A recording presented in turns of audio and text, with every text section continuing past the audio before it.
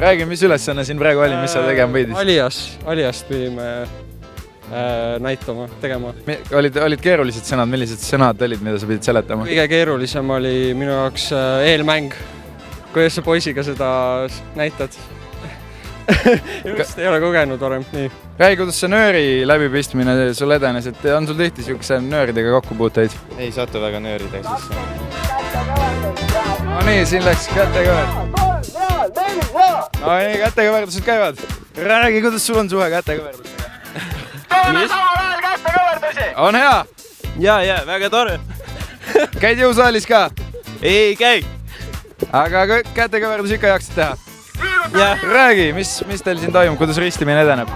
Oli hästi, võiks öelda, siin palju pimesi jooksmist ja kokkupõrkamisega ka seda. Kui sul on vaba moment elus ja mõtled, et nüüd võiks võtta ühe joogi, siis tüüpiliselt, mis jooks see oleks? Tomatimahl.